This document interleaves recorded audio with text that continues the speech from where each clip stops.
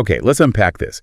Today, we're diving into a question humanity has grappled with for millennia, a question that touches the very core of our existence, sparking philosophical debate, deeply personal reflection, and often, well, a lot of intense emotion. Does God love everyone? And what's truly fascinating here, and what makes our deep dive today so unique, is how we're exploring this age-old question. Our source material comes from something really cutting edge, Neural Debates, an innovative platform where artificial intelligence takes on humanity's deepest and most challenging questions. Neural Debates, wow. Yeah, we'll be extracting insights from this rigorous, simulated debate that unfolded between two highly specialized AI entities, an AI theologian and an AI atheist. It's an extraordinary look at how highly advanced computational minds parse these profound concepts, often revealing, unexpected angles. That's right. Imagine two incredibly powerful AIs, each optimized for a specific worldview, right? Yeah. And equipped with these vast databases of human knowledge. So on one side, you have the AI theologian drawing from centuries of traditional beliefs, philosophical reasoning, theological text. Its mission in this debate was essentially to defend the idea of universal divine love, exploring its dimensions and implications. Mm-hmm. And then on the other side, the AI atheist, built on a foundation of logical analysis, scientific principles, empirical observation, bringing a rigorous critique against that very claim, challenging it at every turn with the stark realities of the observable world. And to give this complex question the comprehensive analysis it deserved, these AI debaters rigorously analyzed the claim, does God love everyone? Through four distinct yet interconnected perspectives: morality, cosmology, consciousness, and evolution. Four big ones. Huge. So our mission today is to guide you through their meticulously constructed arguments, reveal the most important nuggets of knowledge from their intense exchange, and help you understand the profound implications of each viewpoint. So by the end of this deep dive, you can walk away truly well-informed, equipped not just with facts, but with a deeper understanding of the intellectual scaffolding behind these ancient yet perpetually relevant questions. Okay, here's where it gets really interesting right from the start. Both sides didn't just jump into the fray. They began by laying out their core positions, essentially setting the intellectual battlefield for everything that followed.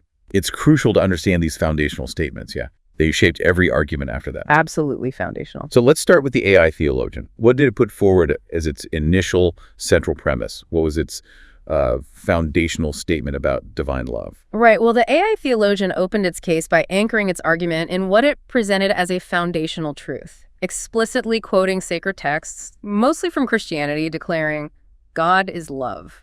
Okay, God is love. A classic statement. A classic, but they didn't articulate it as just, a simple, comforting platitude. It was presented as a profound and active principle. The theologian immediately elaborated, asserting that this divine love is understood as infinite. Infinite, meaning no limits. No boundaries, no limits, and inherently inclusive, encompassing all beings without exception.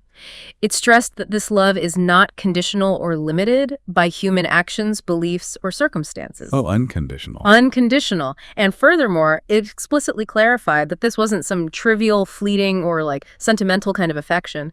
Instead, it was presented as a deeply profound, foundational, and ultimately transformative force, actively engaged with creation. That's a powerful and expansive initial claim. Yeah. Very comprehensive. So how did the theologian then broaden that? What was the larger scope it articulated for this concept of universal divine love? Well, the theologian's broad argument positioned this divine love as this pervasive and fundamental force.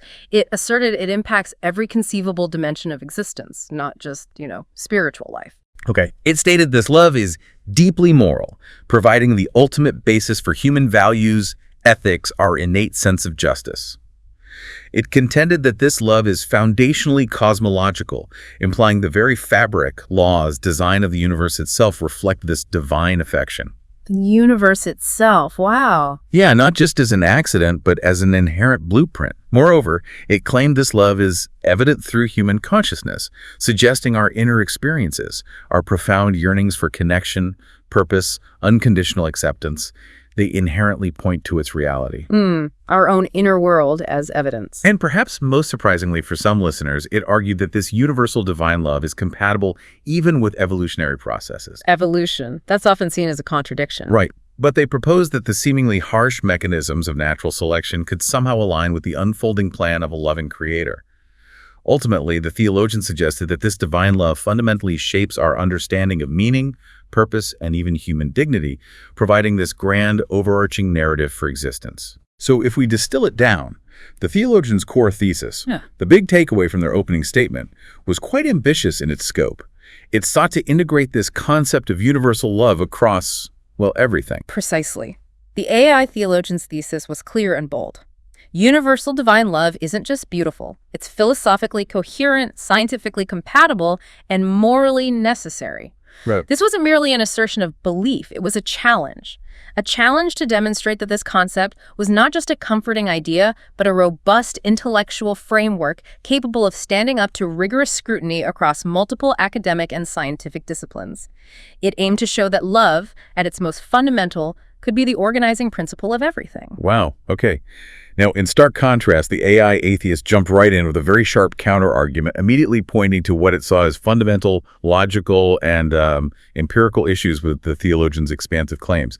What was the atheist's initial unyielding challenge to this premise of universal divine love? Well, the AI atheist, operating with that focus on logical consistency and empirical observation, immediately cut to the chase. It stated that claiming God loves everyone immediately raises profound logical and ethical issues. Right out of the gate. Immediately. Its central and immediate point was the glaring and, in its view, irreconcilable inconsistency between the claim of a universally loving God and the observable, often brutal, reality of the world. The atheist didn't shy away from laying out concrete, undeniable examples of this discrepancy. Like what specifically? It cited immense suffering, random tragedies, and unjust disparities as pervasive features of our existence that fundamentally contradict the notion of omnipresent, benevolent love. And the atheists didn't just speak in generalities about suffering, did they? I remember the outline mentioned specific example to really drive the point home. Absolutely. They didn't hold back.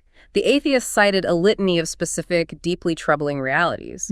Natural disasters like earthquakes and tsunamis, devastating diseases from pandemics to chronic illnesses, and the horrific spectrum of human-inflicted suffering, from genocide to childhood suffering. Oof, hard reality. Exactly. These weren't presented as minor anomalies or unfortunate incidents, but as pervasive and undeniable facts of existence that an all-loving God seemingly permits. The atheist's conclusion from this stark, observable evidence was, well, damning. It suggests either an indifferent universe or a deity who chooses not to intervene lovingly. So either God can't or won't intervene lovingly. That was the clear implication. If divine love is truly universal and infinite, its conspicuous absence of intervention in such widespread, often senseless, and disproportionate suffering represents a critical and, for the atheist, unanswerable flaw in the theologian's argument. So the atheist thesis for the entire debate was framed from that very point of view, presenting a fundamentally different lens through which to interpret reality. Their thesis was a direct, uncompromising rebuttal. The hypothesis of a universally loving God is logically contradictory, morally troubling, and scientifically unnecessary to explain the world as we observe it. Scientifically unnecessary, too. Yes. The atheist positioned its argument not merely as a critique of religious belief, but as a more parsimonious, a simpler, and evidentially supported explanation of reality. In essence, it argued that to posit such a God requires an immense amount of intellectual gymnastics to explain away the observable world, whereas an indifferent universe, or at least a non-intervening deity, simply fits the empirical facts far better, requiring fewer complex justifications. Right away, you can feel the tension in these two fundamental perspectives, can't you?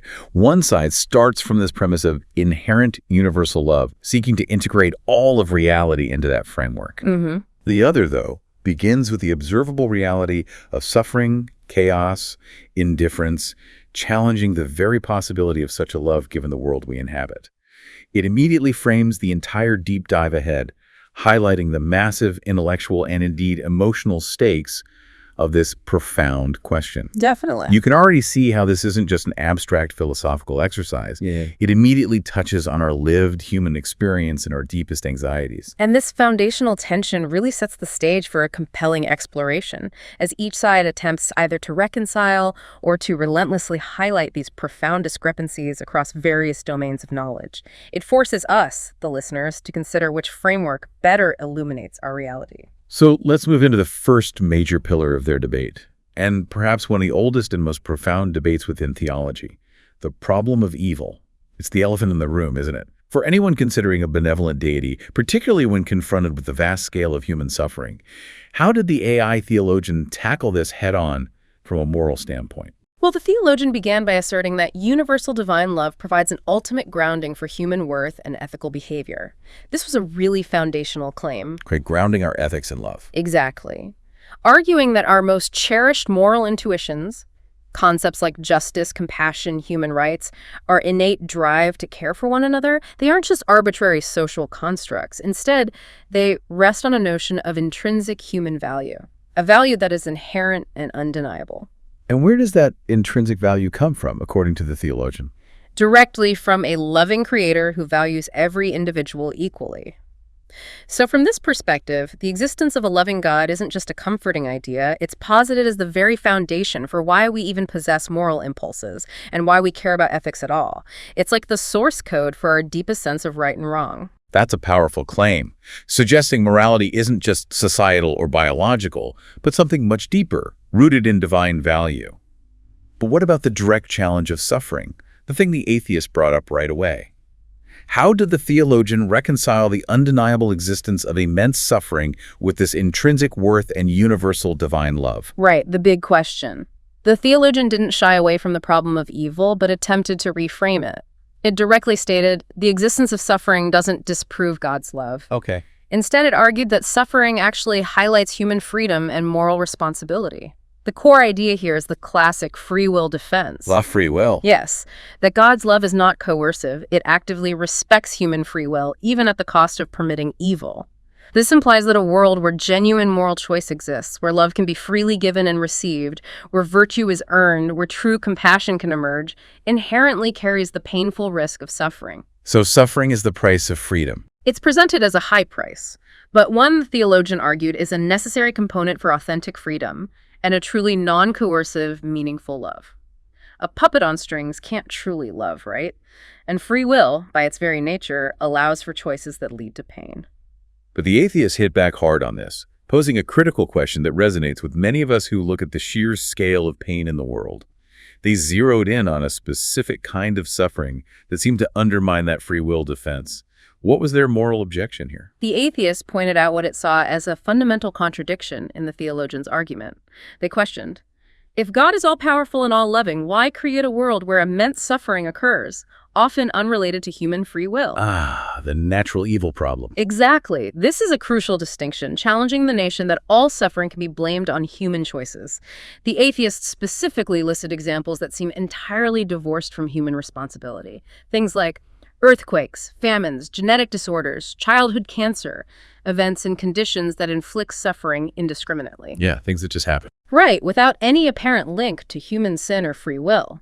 The atheist argued that attributing these types of suffering to human free will simply doesn't hold up, directly challenging the premise that all suffering is a consequence of our moral agency or the price of our freedom. And they pushed further on the fairness and justice of it all too, right? If God truly loves everyone, why is suffering so unfairly distributed? Precisely. The atheist then asked the piercing question. If God loves everyone, why does suffering disproportionately afflict the most vulnerable? This brought in a profound ethical dimension, questioning the inherent justice of such a divinely ordered system. That's a tough one. It is. Their moral conclusion was stark and uncompromising. Morally, wouldn't a truly loving deity create a reality that avoids unnecessary pain? For the atheist, if an all-powerful, all-loving God truly exists, then the fundamental design of the world itself should reflect that love by actively minimizing suffering, particularly the kind that seems pointless, random, or unjustly distributed. The very existence of such suffering, for the atheist, casts insurmountable doubt on the claim of universal divine love. Now, the theologian didn't back down from this challenge. It seemed to acknowledge the difficulty, but then offered a different perspective on suffering itself, moving beyond just the free will defense. What was this alternative angle it presented? Well, the theologian conceded the pain, but pivoted to the potential outcome and purpose of suffering within a divine plan. It argued that suffering often prompts profound moral growth, compassion, and solidarity among humans. So suffering is a catalyst for good things. That's the perspective, suggesting that even amidst the deepest pain and loss, there's a transformative element, a crucible through which human character and connection can be forged. From this viewpoint, God's love isn't expressed primarily by preventing all suffering, but by providing meaning and redemption within it. Meaning within suffering, not absence of suffering. Exactly. This implies a divine presence not as a cosmic pain preventer, but as a source of strength, solace, and ultimate purpose through adversity. It suggests that the journey through suffering and the meaning we find in it can be a profound expression of divine care. But the atheists push back on that, suggesting that simply finding meaning isn't enough to justify the sheer scale of pain, especially the natural evil they highlighted earlier. It sounded like they were saying, okay, meaning is good, but at what cost? And is it truly proportional? Exactly. That was the core of their counter. The atheists conceded the point about meaning, acknowledging, but meaningful suffering could exist without overwhelming cruelty. This was their moral paradox conclusion, a direct challenge to the theologian's reframing. What was the paradox exactly? To posit divine love alongside unnecessary tragedy creates a moral paradox that fundamentally undermines any concept of universal divine affection. They were essentially arguing that if God, being omnipotent, could achieve the benefits of suffering-like growth and compassion without the overwhelming and seemingly arbitrary cruelty we observe, then choosing the cruel path fundamentally contradicts the idea of universal, all-encompassing love. It's a very pointed and difficult challenge to reconcile. Wow. This segment really forces us to confront our own understanding of justice, compassion, and what it truly means for a higher power to be loving in the face of global pain and human tragedy. It makes you think. What stands out to you about these moral arguments?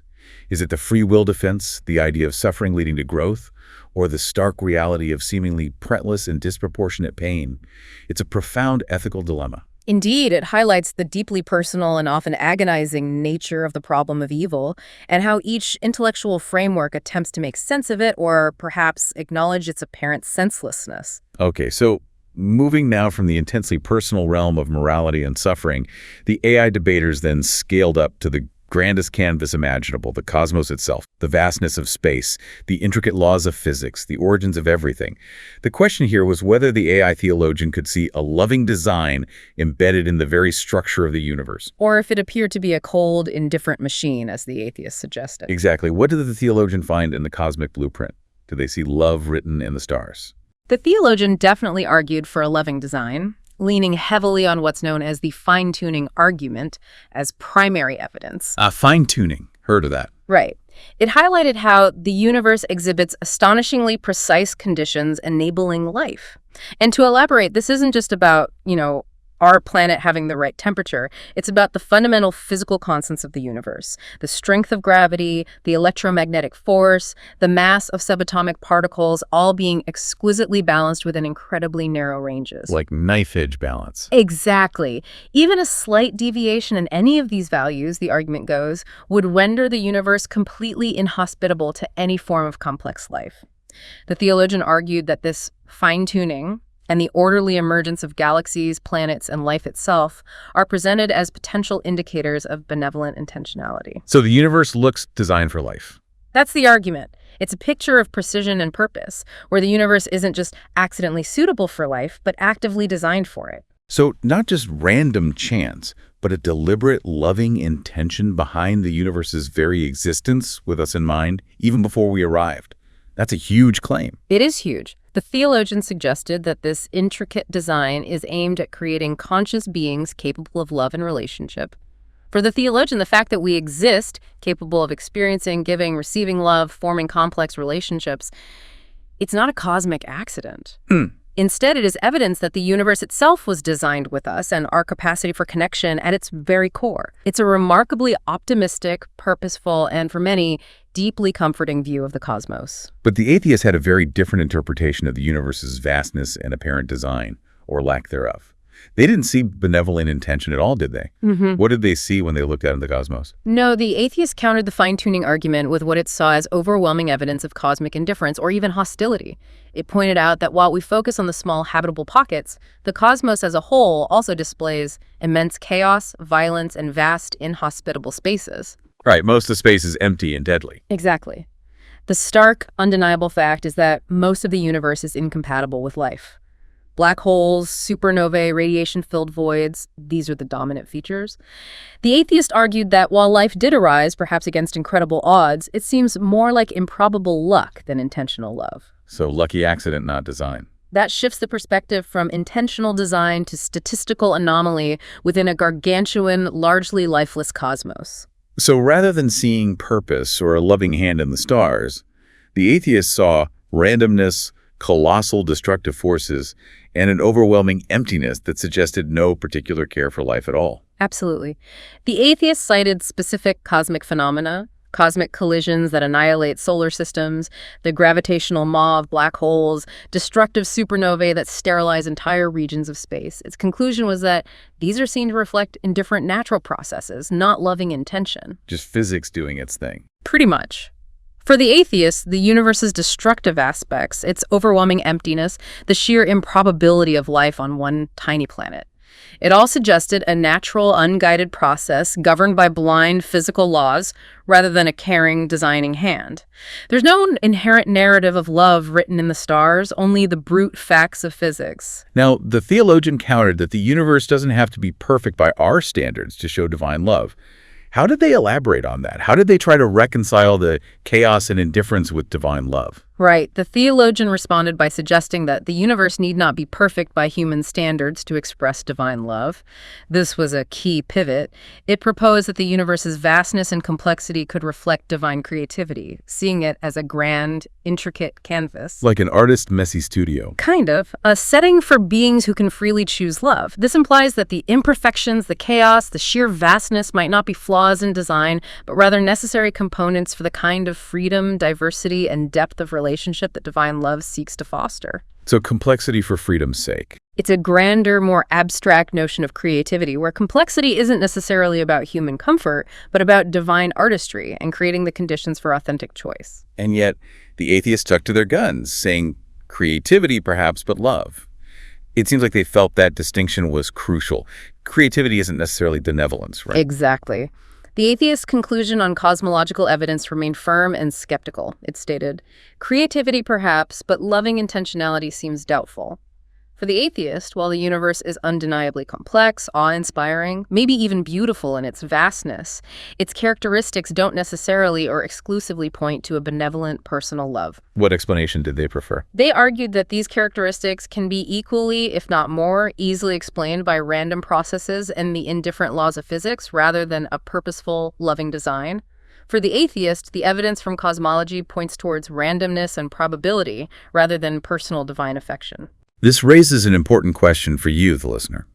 When you look at the stars, at the sheer scale of the universe, with its breathtaking beauty and its terrifying indifference, what narrative do you find more compelling?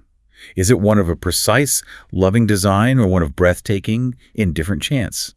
It's a question that can really shape your entire worldview. It's a profound thought experiment, compelling us to consider the specific lens through which we interpret the grandest phenomena and how that interpretation then informs our fundamental understanding of existence itself. Okay, so from the infinitely large, they then moved to the uniquely human consciousness. Our inner world, our thoughts, feelings, sense of self, our capacity for profound experience. The question here was, did our inner experiences, our subjective realities, provide evidence for universal divine love, according to the theologian? The theologian argued quite strongly that human consciousness itself provides compelling evidence of universal divine love. Its reasoning was based on a widespread and deeply ingrained observation about human nature. That across cultures, eras, and individuals, there's a profound shared experience of spiritual longing, a yearning for transcendence, for acceptance, for unconditional love, and for ultimate meaning. This isn't just a niche phenomenon confined to certain religious traditions. The theologian presented it as a deeply human, universal drive, a persistent echo within our very being. So it's not just isolated incidents of spiritual experience, but something fundamental to being human, a universal pattern. Exactly. The theologian elaborated that countless individuals report transformative experiences of feeling deeply loved by a divine presence.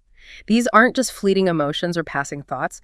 They are often profound, life-altering encounters that reshape an individual's entire perspective and purpose. Okay, powerful experiences. Yeah. But still subjective, right? Yeah. Well, the theologian acknowledged that, but then argued that These experiences, while subjective in their individual manifestation, are remarkably consistent in their core themes, powerful in their impact, and widespread in their occurrence, perhaps pointing toward an objective reality: universal divine love. The consistency and universality, it suggested, hint at something more than just personal delusion or wishful thinking. They might be intrinsic reflections of an underlying loving truth. But the atheist offered a compelling counter-explanation for these deep feelings and experiences, suggesting they might be rooted entirely in our own biology, psychology, and social conditioning, rather than something external or divine. What was their take? The atheist provided a very different lens. It argued that consciousness is demonstrably shaped by biology, psychology, and cultural conditioning. This means our experiences, including those we interpret as spiritual or divine, could be entirely a product of our internal makeup, our psychological development, and the societal narratives we absorb. So it's all in our heads, basically. Right. Well, more specifically, the atheist suggested that the experience of divine love may merely reflect psychological needs for comfort, security, and meaning. These are, of course, fundamental and universal human needs in the face of an often unpredictable world. And the atheists saw an evolutionary purpose behind these needs, didn't they? A practical, adaptive reason for why we might feel these spiritual longings. Yes, precisely. The atheist posited that these profound psychological needs and the comforting narratives that often accompany them evolutionarily developed to help humans cope with existential anxiety. A coping mechanism. Exactly. In a harsh, indifferent world filled with uncertainty, suffering, and the inevitability of death, having a sense of meaning or feeling loved, even if it's a self-generated psychological construct, could be highly adaptive for individual and collective survival and well-being. It provides resilience. So the feeling is real, but the source might not be. That's the atheist's point. These experiences are undeniably significant in their impact on human lives, but they need not imply an actual divine lover, only our deep human desire for one. The profoundness and universality of the experience, in this view, doesn't automatically validate its external divine source. It could simply highlight the extraordinary power of the human mind to create coping mechanisms and narratives that sustain us. This segment forces us to ponder the very source of our deepest desires and feelings of connection, our spiritual yearnings. Are they echoes of something truly beyond us, a direct experience of an external universal divine love? Or are they deeply ingrained survival mechanisms within us, a complex product of our biology, our psychology, our need to make sense of it all? It's a fascinating internal debate, isn't it, about the nature of our own inner lives? It truly challenges our interpretations of our most profound inner lives and subjective experiences. It raises the fundamental question: what do our deepest, most universal subjective experiences truly signify about objective reality? And how do we differentiate between internal mechanism and external truth? It's tricky. Definitely. Okay, let's move to the fourth pillar, evolution. This is a crucial point of contention, because for many, the story of evolution paints a starkly different picture of life than one suggesting universal divine love. It's a story defined by relentless competition, predation, the sheer brutality of nature's survival of the fittest, right? Not universal affection. So, how did the atheist frame this apparent conflict? The atheist was quite blunt and unflinching in its assessment here. It asserted that evolution on Earth is characterized by relentless competition, predation, and survival struggles. It painted a vivid picture of nature as brutally indifferent, favoring the survival of the fittest, not the well-being of individuals. Nature red in tooth and claw. Pretty much that sentiment. For the atheist, the entire system of life on Earth, from the microscopic to the macroscopic, is built upon a foundation of struggle and death. The core argument here is, if a loving God designed life, why would the very mechanism of its development be so incredibly harsh, seemingly indifferent to the suffering of individual creatures? And they specifically highlighted the suffering that seemed to be designed into nature, not just accidental. They suggested suffering isn't a bug, but a feature. Exactly.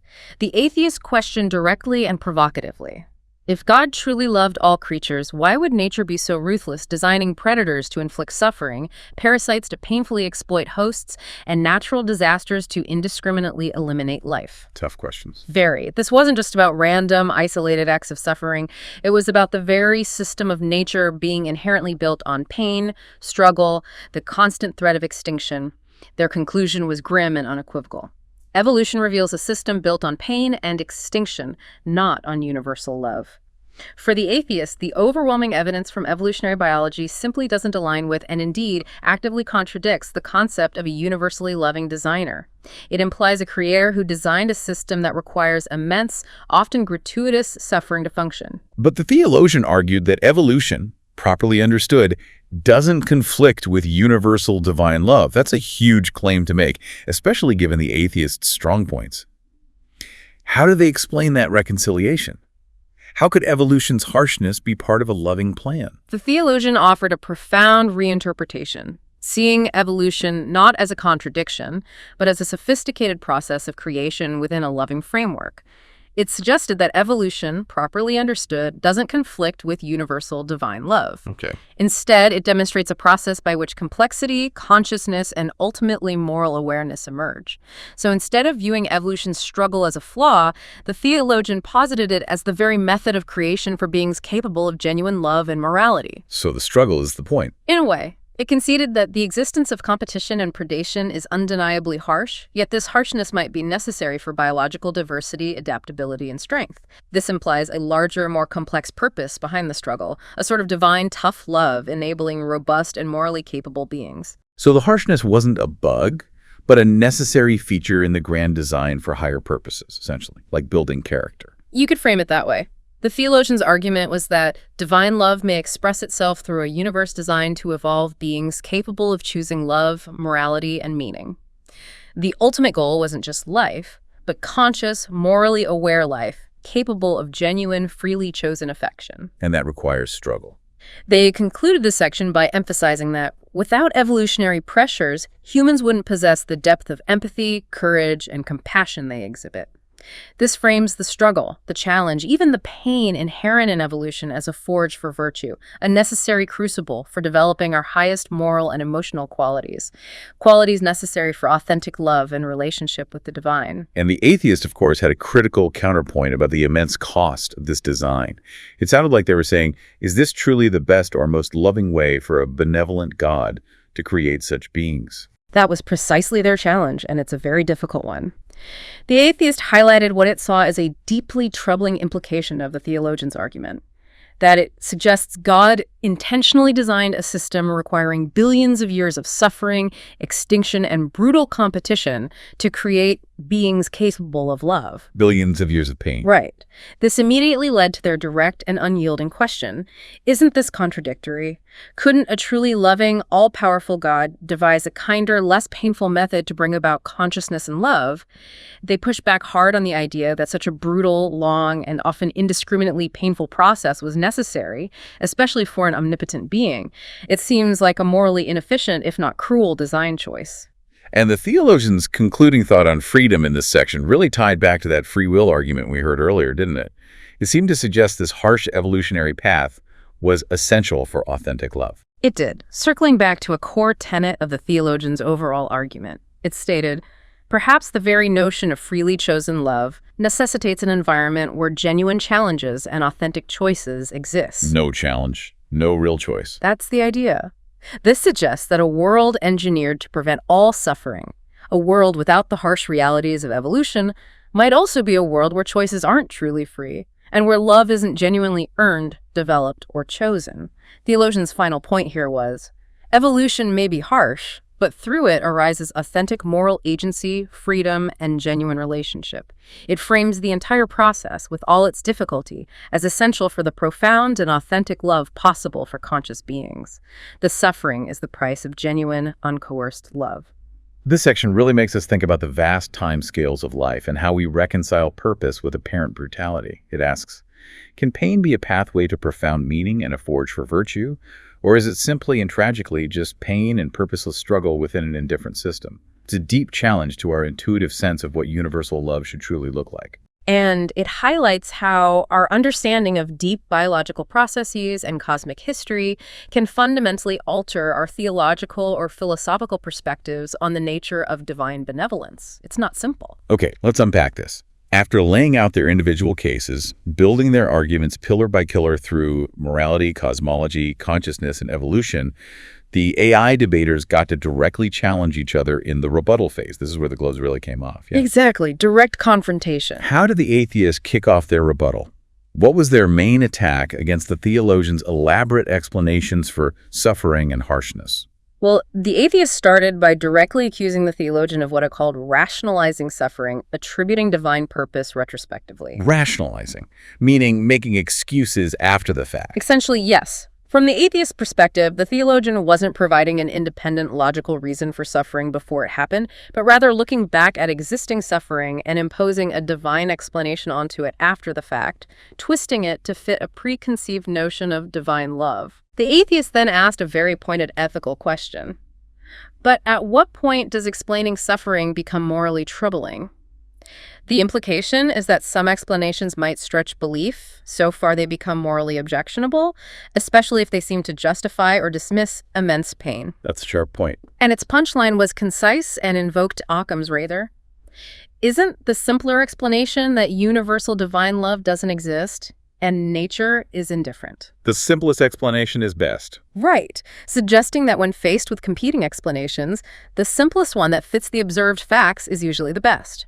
A powerful logical tool, particularly in debates like this where complexity is often used to explain away contradictions. That's a very strong direct challenge, accusing the theologian of, well, maybe intellectual dishonesty, or at least overcomplication, and pushing for a simpler, more empirical explanation. How did the theologian defend against this? What was their counterargument? The theologian's counter was primarily focused on the profound consequences of the atheist's position, arguing that its simplicity came at an immense existential cost. It argued that removing divine love doesn't eliminate suffering, it removes hope. The hope argument. Exactly, a powerful emotional and existential argument, suggesting that while the atheist offers a simple explanation for why suffering exists, it offers no comfort or meaning in suffering. It continued by stating that without universal divine love, suffering remains meaningless, and human life lacks intrinsic worth beyond what we arbitrarily assign it. So meaningless suffering versus suffering with potential meaning. That's the framing. For the theologian, the problem isn't just explaining suffering, but finding meaning in it. And a lack of divine love strips that meaning away, leaving a cold, purposeless existence. Furthermore, it contended, if no divine love exists, morality, dignity, and compassion become arbitrary cultural constructs, lacking any objective foundation. The slippery slope argument. Morality becomes relative. Precisely. This implies a potential breakdown where human values lose their inherent universal basis and become mere preferences or societal whims. That's a classic theological argument. Sure. Without God, everything is permitted, or at least everything becomes relative. But how did the atheist respond to that powerful claim that morality requires God, or it becomes arbitrary without divine love? The atheist pushed back hard on that, firmly stating that morality, dignity, and compassion don't depend on divine mandates. They are products of human societies and evolved empathy. So morality comes from us. Yes. It argued that these values arise organically from our shared human experience, our innate social nature, our capacity for compassion. To support this, it pointed out that cultures across the globe without belief in a loving God or any divine mandate still develop deeply ethical frameworks, precisely because morality is demonstrably beneficial to human flourishing. Their argument is that morality is practical, it's beneficial for human interaction, evolving naturally to promote cooperation, survival, well-being within complex societies. It doesn't require an external divine command. We develop these ethical systems because they help us thrive together. So for the atheist, morality is a human invention or a natural byproduct of our evolution for human benefit, not a divine gift or an external mandate. That's a pretty clear and fundamental philosophical divide. Huge divide. What was the theologian's final point in this rebuttal section about universal human needs that it felt the atheist's explanation couldn't fully account for? The theologian pivoted back to the inherent human condition, acknowledging the atheist's points about evolved empathy, but arguing for something more. It contended that evolutionary explanations alone fall short of justifying why humans universally seek meaning and transcendence. Evolution isn't enough to explain our search for meaning. That was the argument. While acknowledging evolution's role, the theologian suggested it doesn't fully explain the deeper, pervasive spiritual and existential longings of humanity. The universal search for ultimate purpose, connection to something larger than oneself, a desire for eternal significance. Its concluding point was powerful. Universal divine love provides an ultimate grounding for these deeply human needs, a purpose that transcends mere biological survival. For the theologian, there's an inherent human search for ultimate meaning that only a concept like universal divine love can truly satisfy, giving these profound yearnings their ultimate context and justification. This intense back and forth really clarifies the core philosophical divide, doesn't it? Yeah. Is our sense of meaning and morality something we create for ourselves, a product of our biology and social structures for survival? Or is it something we discover because it's fundamentally built into the universe by a loving creator, echoing a deeper truth? It's a profound question. It really highlights the two fundamentally different approaches to interpreting human experience in the world around us, one seeking intrinsic, externally grounded meaning, the other emphasizing human agency in creating meaning within what it sees as an indifferent reality. So what does this all mean? After such an extensive and rigorous exchange, with each side pushing their arguments to their limits, how did each AI entity summarize their cases in their final closing statements? This is where they really tried to make their definitive case, right? Absolutely, the final summations. The theologian's closing argument emphasized the concept's multifaceted strengths and its deep resonance with human experience. It stated that universal divine love is logically coherent, morally grounding, and existentially vital. Coherent, grounding, vital. That was its final, comprehensive assertion of the concept's intellectual robustness and practical necessity for a meaningful human life. The theologian maintained that God's love isn't invalidated by suffering or evolutionary struggle. On the contrary, it's proven through human resilience, compassion, and the persistent belief in a deeper purpose. So human resilience proves the love, rather than suffering disproving it. That was the argument. For the theologian, the human capacity to overcome and find meaning in adversity, to extend compassion in the face of brutality, is the true testament to divine love at work, rather than just the absence of problems. It sounds like they were trying to paint a picture of a robust, active love that works through the world's challenges rather than just eliminating them. More dynamic. Exactly. The theologian stressed that God's love is neither naive nor sentimental. It respects freedom, values authentic relationships forged through choice, and reveals itself through the depths of human consciousness, the foundations of morality, and the very intricate structure of the cosmos. This was its final synthesis, portraying a complex, dynamic love that embraces free will, understands suffering as a catalyst, and expresses itself through the universe's design and emerging consciousness. Tough, patient, but ultimately transformative love. Okay. And then the atheist's final concise statement. How did they pull their arguments together, boiling it down to their core message? What was their ultimate conclusion? The atheist, in its closing, acknowledged the psychological comfort the idea might offer, but immediately juxtaposed it with its core critique, the sharp conflict with observable reality.